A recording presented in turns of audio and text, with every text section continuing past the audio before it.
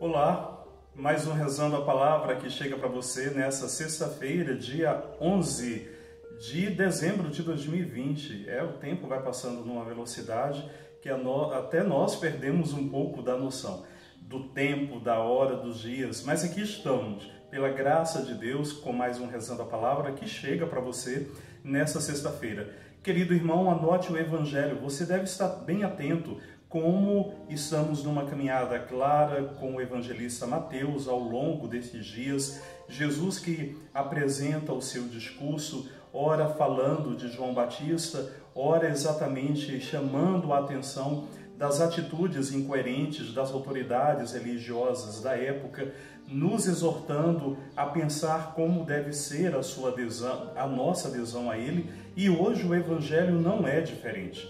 Mateus capítulo 11, versículos do 16 ao 19. Mateus capítulo 11, versículos do 16 ao 19. Naquele tempo disse Jesus às multidões: com quem vou comparar esta geração? São como crianças sentadas nas praças, que gritam para os colegas dizendo: tocamos flauta e vós não dançastes, entoamos lamentações e vós não batestes no peito. Veio João, que não come nem bebe, e dizem: ele está com um demônio. Veio o Filho do Homem, que come e bebe, e dizem: é um comilão e beberrão, amigo de cobradores de impostos e de pecadores. Mas a sabedoria foi reconhecida com base em suas obras. Ora, meu querido irmão, como sempre, Mateus vai seguindo na sua catequese e muitas vezes o texto que nos é apresentado, se pegarmos de maneira muito rápida, nós vamos nos equivocar na interpretação daquilo que a palavra de Deus está dizendo. O primeiro ponto de nós entendermos, crianças birrentas, né? Vamos a um exemplo muito prático. O que é criança birrenta?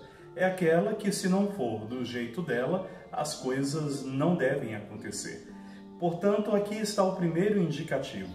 Muitas vezes nós somos crianças birrentas. Se a vida não segue como a gente quer, ou mais do que isso, se Deus não faz o que nós desejamos, nós recusamos a Deus, nós murmuramos, nós reclamamos e ainda transformamos tudo em culpa e culpamos a quem? Ao próprio Deus ou a outra pessoa. Assim, olha que interessante, aquilo que a igreja nos ajuda a rezar nesta sexta-feira. Jesus apresentou-se aos homens do seu tempo com uma mensagem nova, diferente dos esquemas habituais, daquilo que já existia na própria época. Os simples, os disponíveis, os amigos da verdade, a ele aderiram, reconhecendo nele o ponto de chegada de toda a lei antiga. Os outros, mormente os chefes do povo, puseram-se contra ele. Eram pessoas não disponíveis, tinham alguma coisa para defender, algum privilégio para conservar. Não podendo atacar sua doutrina, tentavam destruir sua pessoa. E é curioso como aquilo que aconteceu com Jesus continua, infelizmente, a acontecer nos tempos de hoje.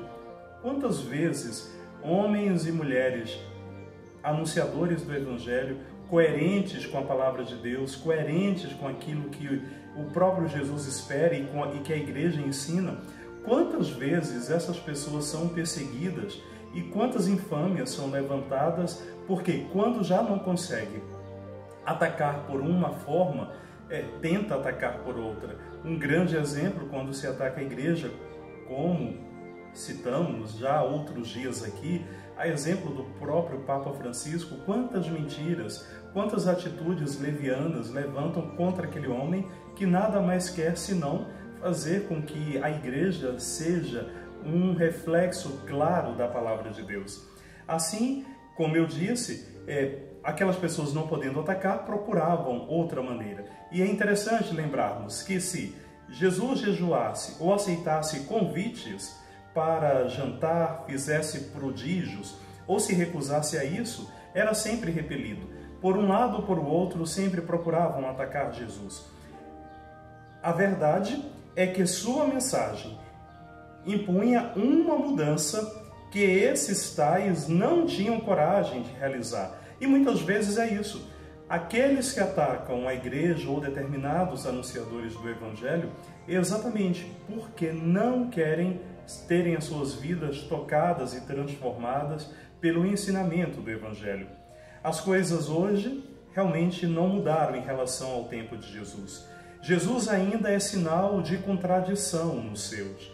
Onde houver injustiça e desordem, o cristão está em contraste com o ambiente, não porque não ame a paz, a justiça, a verdade, mas exatamente porque, ao realizá-las, ou seja, ao realizar a paz, a justiça e a verdade, encontra a oposição dos que têm todo o interesse em não querê-las.